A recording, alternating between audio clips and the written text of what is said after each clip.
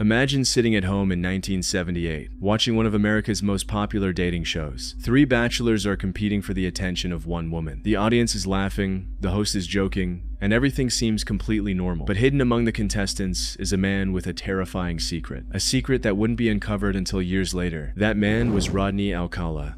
In 1978, Alcala appeared as Bachelor Number 1 on the hit television show The Dating Game. Host Jim Lang introduced him as a successful photographer who enjoyed skydiving and motorcycle riding in his spare time. On the surface, he seemed charming, confident, and charismatic. Throughout the show, he joked with the Bachelorette, answered every question with confidence, and quickly became the audience favorite.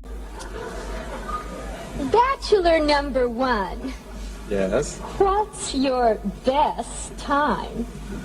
The best time is at nighttime. Why do you say that?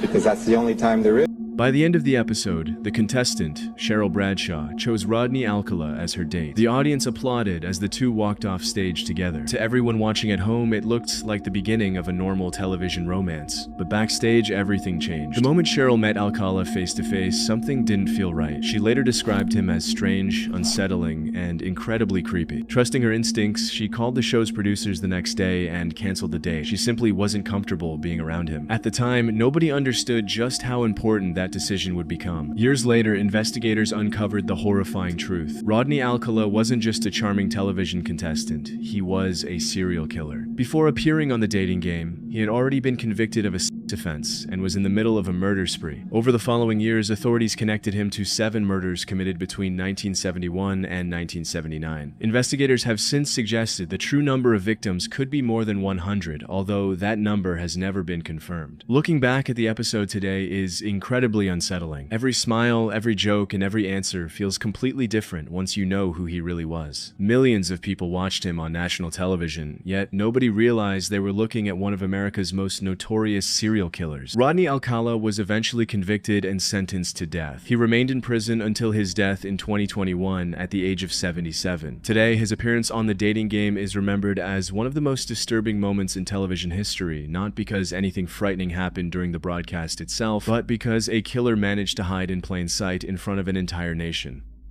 Moving on to the next entry, we're traveling back to the 26th of November, 1977, when one of the strangest incidents in television history took place. During the evening news on Southern television in England, thousands of viewers suddenly experienced something no one could explain. Take a look. In Australia, Mr. Kerry Packer's cricketers are still pleading the right yesterday's High Court decision, which lifted the ban on them playing in Test matches.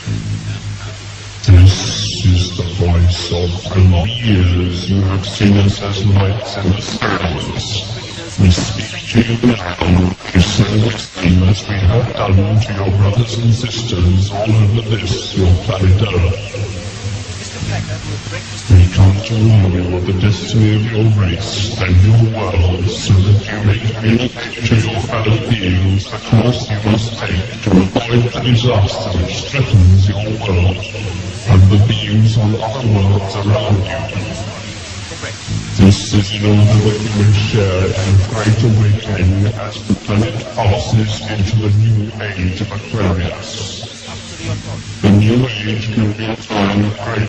At first, everything appears completely normal. The news presenter continues reading the day's headlines just as he always does. But then, without warning, the audio is interrupted by a strange, distorted voice. The mysterious speaker identifies itself as Vrilon, claiming to represent the Ashtar Galactic Command. The voice delivers a message to humanity, warning people to abandon violence, live in peace, and prepare for what it describes as a new era. It also claims that if humanity refuses to change its ways, it could face devastating consequences. The interruption lasted for nearly 6 minutes, while the presenter remained on screen completely unaware that anything unusual was happening. Inside the television studio, everything appeared normal. It wasn't until viewers began flooding the station with phone calls that the broadcasters realized their signal had somehow been hijacked. Authorities immediately launched an investigation to determine who was responsible. Engineers later concluded that someone had likely overpowered the station's relay transmitter using specialized radio equipment. At the time, television television broadcasting systems weren't nearly as secure as they are today, making this type of interference technically possible. But despite a full investigation, the mystery was never solved. No individual or group ever claimed responsibility, and no arrests were ever made. More than 4 decades later, the identity of the person behind the broadcast remains completely unknown. Over the years, countless theories have emerged. Some believe it was nothing more than an elaborate prank carried out by someone with advanced technical knowledge. Others think it may have been an artistic stunt designed to grab the world's attention. And,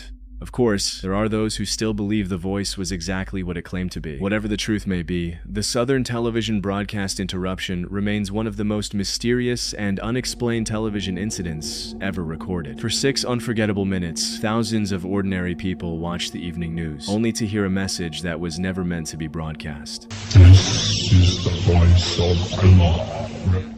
The next clip is one of those moments that becomes far more disturbing once you know the full story. At first, it looks like nothing more than a routine local news interview, but within seconds, everything changes. Take a look. On Saturday, the last time anyone heard from her was an email that she sent out, and no one's heard from her since. And did you see her hang out with anyone at the time, anything like that? No one has seen her since Saturday. I haven't seen anything. You always hear noise outside, but it's just people walking by pretty much. She's as nice as can be. Very personable, very much a people person. Do you know any enemies she might have had, somebody that might want to hurt her? No, we don't know where she is. The only thing we can think is that maybe. The man being interviewed was Stephen McDaniel, a 25-year-old law student who lived in the same apartment complex as Lauren Giddings, another law student. Lauren had recently been reported missing after friends became concerned when she suddenly stopped answering calls and failed to show up for important events. As police searched for clues, local news crews arrived at the apartment complex to interview Lauren's neighbors. Stephen McDaniel appeared calm and cooperative. He told reporters he was shocked by Lauren's disappearance and hoped she would be found safe. Nothing about the interview seemed unusual, but then everything changed. While the cameras were still rolling, the reporter received breaking information and casually mentioned that investigators had just discovered a body near the apartment complex. The moment Stephen McDaniel heard those words, his expression completely changed. He froze. The parking lot area, I know they've been doing a lot of, I think that's where they have recovered the body or whatever they recovered from there. Body? Had you seen anything there? Had you seen anything there? We don't know if this is the same person. You know what I mean? Like, they took out a body there earlier. We don't know if it's the same person or not. So that's how we're trying to ask people if they know who lived there.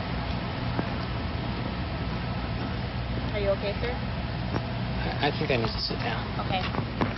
His face turned pale, his eyes widened, and for several seconds he appeared unable to speak. He repeatedly asked the reporter to repeat what she had just said, almost as if he couldn't believe what he was hearing. At the time, everyone watching assumed he was simply reacting to the tragic news. No one realized they had just witnessed a moment that would later become one of the most analyzed interviews in true crime history. As the investigation continued, detectives focused their attention on McDaniel. Evidence eventually linked him to Lauren Giddings' disappearance. As investigators dug deeper into the case, they uncovered disturbing evidence. Stephen McDaniel had reportedly become obsessed with Lauren Giddings. The two were neighbors and had attended the same law school, but there was no evidence that they had a romantic relationship. According to prosecutors, McDaniel secretly watched Lauren, entered her apartment without permission on multiple occasions, and had even made copies of her apartment key. Investigators later alleged that on the night of the murder, McDaniel broke into Lauren's apartment once again. Prosecutors believe Lauren unexpectedly confronted him inside, and during that encounter, he murdered her before attempting to conceal the crime. When detectives searched McDaniel's apartment, they discovered evidence linking him to the killing, including computer searches, surveillance of Lauren, and forensic evidence that helped build the case against him. Faced with overwhelming evidence, McDaniel pleaded guilty in 2014, avoiding the death penalty in exchange for a sentence of life in prison without the possibility of parole.